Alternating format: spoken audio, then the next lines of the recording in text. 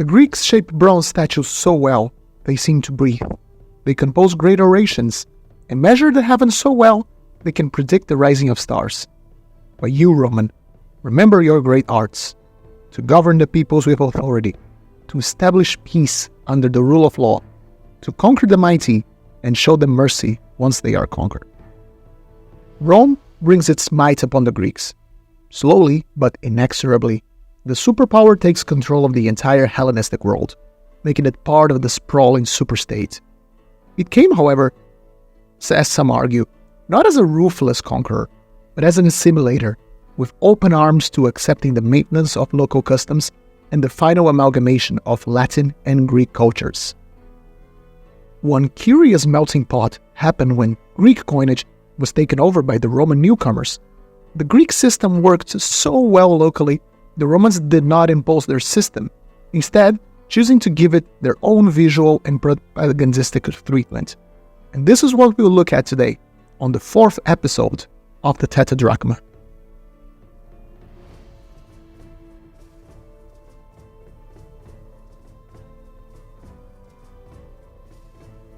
Repeatedly throughout history, we see a conquering people trying to replace long-standing traditions and institutions from another population and being met with resistance and eventual failure. The Romans are, on the other hand, a case of surprising understanding, compromise, and adaptation to the peoples that came under their sphere of influence. If not always, at least it happened often. By the time they started influencing the Greek world on a more intense way, the Hellenistic monetary standard based on the silver drachma, its fractions and multiples, was established for centuries. Being such a rich region, it was in Rome's best interests not to wreak havoc on the economic system in place. This leads us to the very first coin of this video, which shows how tactful the Romans were on asserting their dominance in a, let's say, respectful way. The Macedonian kingdom, original homeland of Alexander the Great, was ruled by the Antigonid dynasty when the Romans arrived. Their coinage typically depicted a hoplite shield with the bust of a deity on the obverse and an oak crown with an allegory and inscriptions on the reverse. The Romans, after effectively taking Macedon and declaring it a protectorate, divided it into 4 merides, or administrative regions. Some of these were given the permission to mint their coinage, and the design chosen aimed to respect the present tradition, as in giving an air of continuity and normality, instead of sending a message of a new administration in place. On the obverse, we can see the Macedonian shield with the bust of Artemis. This is one of my favorite ancient coin designs. It's of an elegance I just can't get tired of. This particular example was minted in the city of Amphipolis, circa 167 and 149 BC.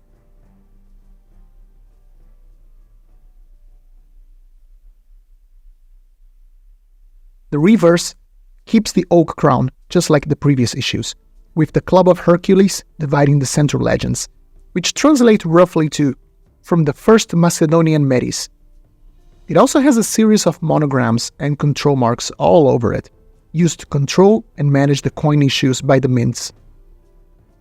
As we move in time, we see the absorption of Macedon into an integrated province of the Roman Empire.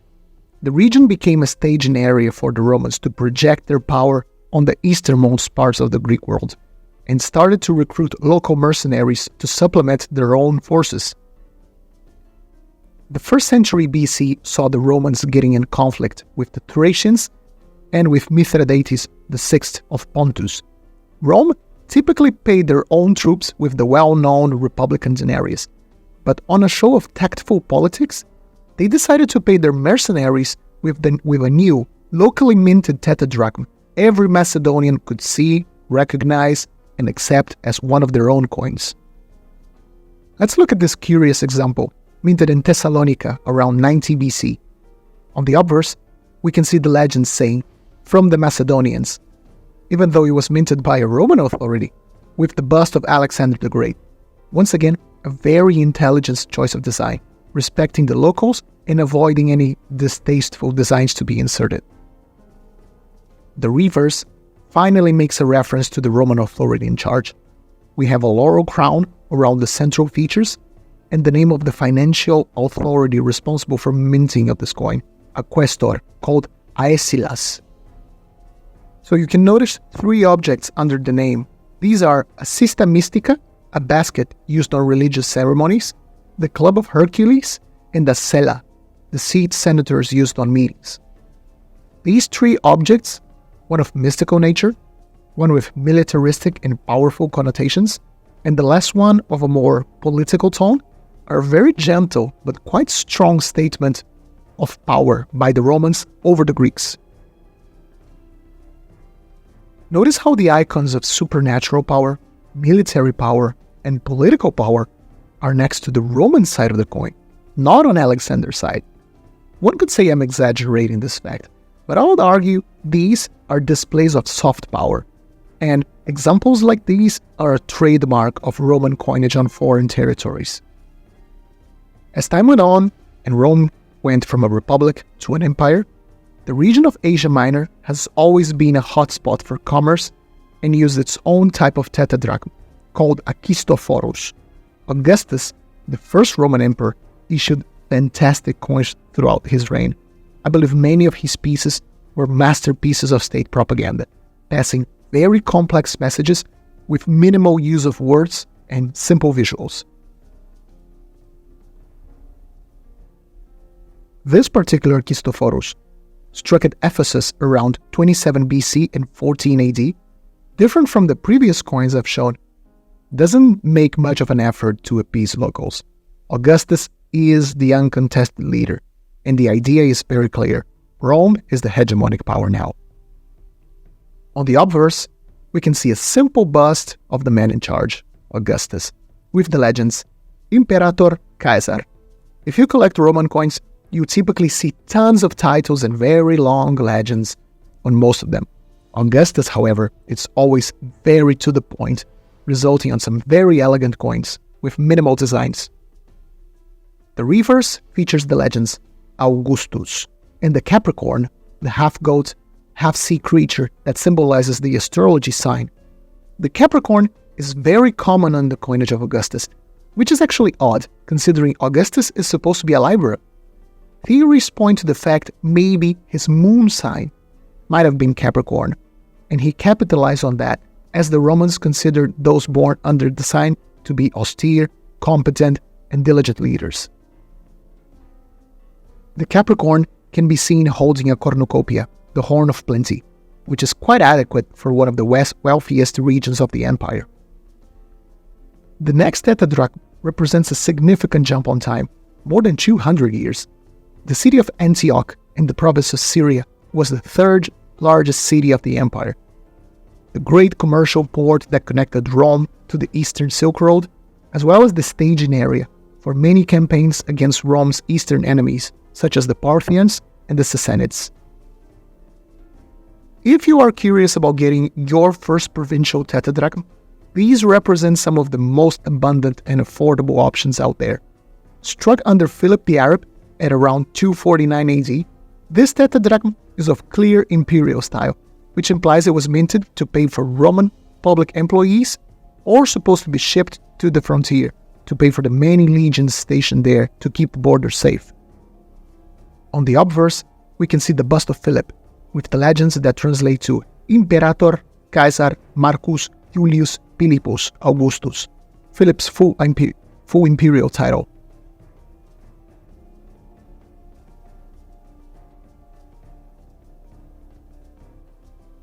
The reverse features this gorgeous imperial eagle with its wings open, and the legends not only reinforce some of Philip's imperial titles, but also make reference to a local senate on Antioch that approved the issuing of the coin. So the full legends would translate to something like tribunician power and consul for the 4th year, as approved and issued by the Antiochian Senate. And finally, we head to the very end of the long and marvelous history of the Tetradrachm. At the city of Alexandria, the 2nd biggest city of the empire, where under the reign of Probus, around the year 276, this very debased Tetradrachm is a pale shadow of the former glory of this once impressive denomination. The obverse features a simplified bust of the emperor, with the legends translating to Imperator Marcus Aurelius Probus Augustus.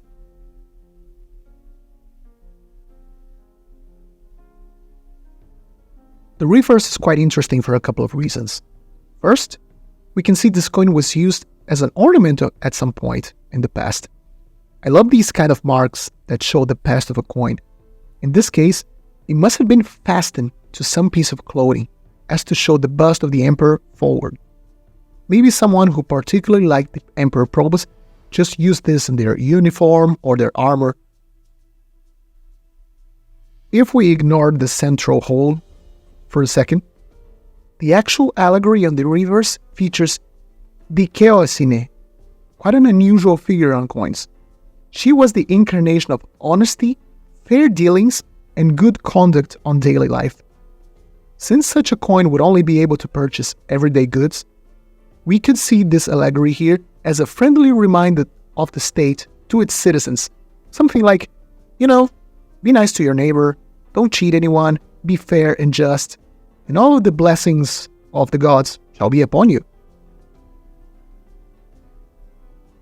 It wouldn't be long until Diocletian, just 20 years later, would reform Roman coinage and end all provincial denominations in favor of a unified imperial monetary system.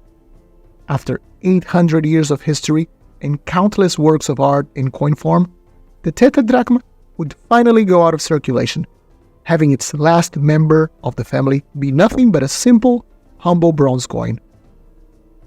What about you guys? Have you got a Roman Tetradrachm? They are reasonably common and are great entrance to the world of Tetradrachms. Couldn't recommend them enough. So, let me know in the comments, what do you think of the coins you've seen today? And don't forget to subscribe and leave a like so we can keep bringing cool coins to YouTube. See you all soon!